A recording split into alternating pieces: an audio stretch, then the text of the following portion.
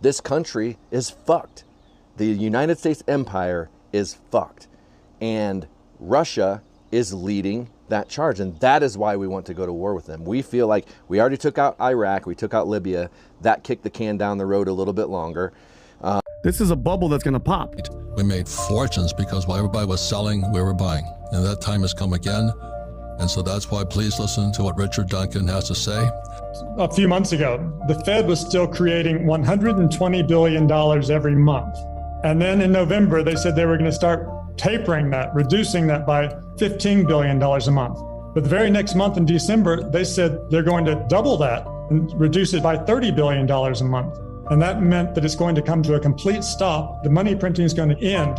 Dollar crashes, our money that's in the bank, our cash that we have is going to be worthless. It'll be basically like the Deutschmark from the past, where they were burning them in fireplaces to keep warm. It just becomes, you know, and to be fair, to point out history, there's never been a fiat currency, which is a currency that is a paper currency that has survived. And our currency is backed by nothing. It's backed by absolutely nothing. They just keep printing more and more and more and more and spending more and more and more. We're printing and spending money we don't have. We do not have it. And the sad thing is, we're not even using it to help people here. We're sending it overseas. We're sending it to Israel. We're sending it to Ukraine. We're sending it everywhere. It is inevitable that the dollar is going to crash. So let's talk about, first of all, why we took out Iraq, we took out Libya, and all these other countries. And it's basically so Gaddafi and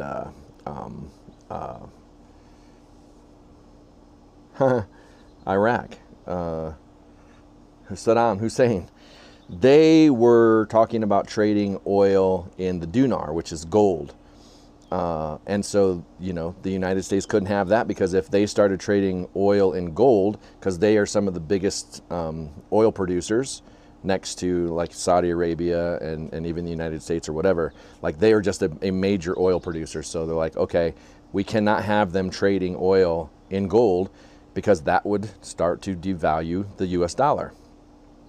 So they had to do something. They had to do something in order to protect that, so that our economy didn't crash. So what did they do? They manufactured a war with Iraq over something called 9/11. And if you know, you know. Iraq had nothing to do with it. Saudi Arabia,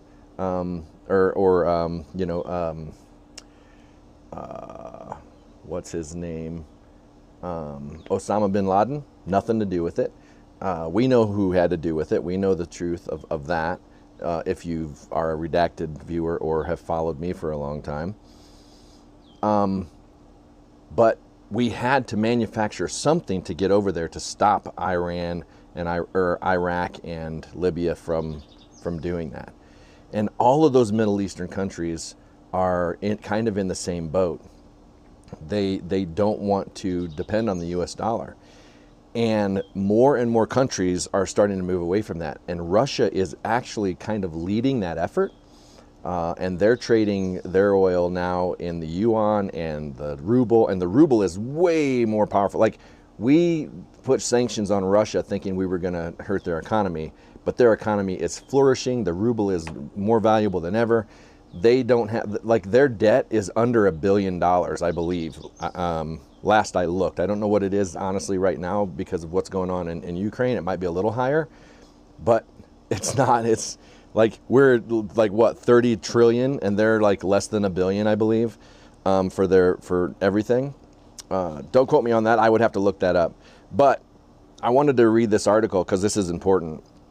So, Russia is selling oil and gas mainly for the ruble, yuan, Deputy Prime Minister. De-dollarization is a global trend because many countries are starting to switch to doing business in national currencies, Alexander Novak said. Now, what that means is these countries are starting to switch to doing business in other currencies like the ruble, like the yuan, because the dollar is becoming so less valuable. But here is the main point. The main kicker of that is, all of these countries don't like being so dependent on the US dollar and so beholden to it, because if they don't do anything right, or if they do something wrong, something that we don't agree with, something that we're like, hey, You know, you cannot do that. We'll put sanctions on them.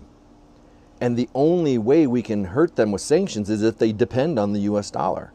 So many countries, they don't want to depend on the US dollar anymore. And that's like what these BRICS nations are doing. All of these BRICS countries are getting together and they're like, they're going to start trading oil and trading their goods and services in their own currency and not ours, which totally makes sense. I support them 100%. They should do that. They should not be trading it in the US dollar because the US dollar is a dumb investment at this point. It is a no-win investment at this point because it is crashing. It is sinking so fast.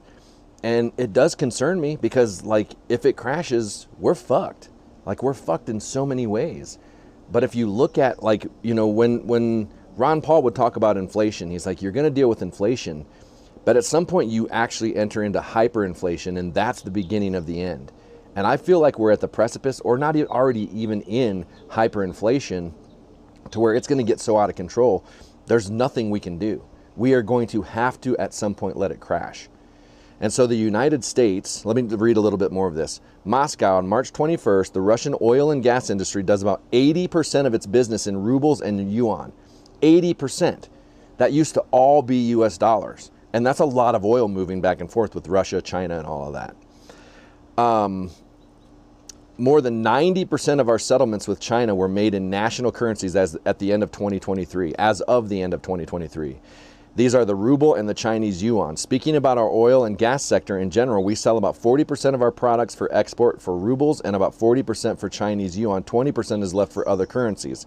So 20% may be left for US dollars, but other currencies as well.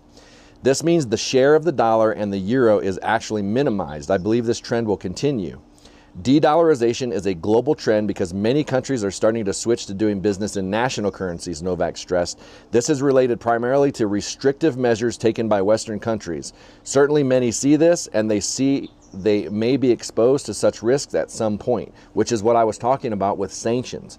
All of these countries are like, we're not going to put ourselves in a position to where if we do something wrong, the United States is going to come in and say, yep, you know what, we're going to sanction you. Because sanctions are an act of war, whether you believe that or not. Everybody it seems to be like, well, you know, we only put sanctions on them. Well, people die under sanctions. People can't get medicine. People can't get things that they need. There are a lot of negatives that come with sanctions. Sanctions are not good. They are an act of war. So when you say that, like, we haven't declared war on a country in a long time, when we put sanctions on countries, we're basically declaring war. So if you take all the countries that we're actually bombing and all the countries that we have sanctions on, we are at war with half the world because these countries put themselves in a situation because the dollar was so awesome and the United States was, you know, this beacon of freedom and beacon of you know, monetary policy and all this, like we were just like the beacon of the world. But we've just become control freaks and we want to control everything. We want to control every narrative. We want to control every country. We want to control all the oil. We want to control all the quinoa, all the pineapple, all the bananas. Like, we want to control every fucking thing. We have become the greediest, just most controlling. It's like having this controlling girlfriend that you can't get away from. And then the minute you happen to get away from her, you forgot you had a joint bank account and she's fucking with all your money now too. And she's like rationing it to you and telling other people, like her friends and everything, don't feed this guy, don't give him anything, you know, because he broke up with me and, you know, all of this. And so it's like, you got friends that are like, I can't be friends with you anymore because I was friends with her first and she's saying that I can't help you. It's kind of like that kind of thing. Like, these countries are put in positions that they shouldn't be put in because of our greed, because of our expansionism, because of our empire building. And it's sick, it's disgusting, and it's going to crash. We are the bully on the playground that has been beating up little kids for years, and now a bigger guy is coming in that's gonna punch us in the nose and knock us out. And we deserve it. We deserve it. We deserve to be knocked out. We are not the policemen of the world. We are not a beacon of democracy. We don't even have a democracy in this country. I mean, we're supposed to be a republic, but we have high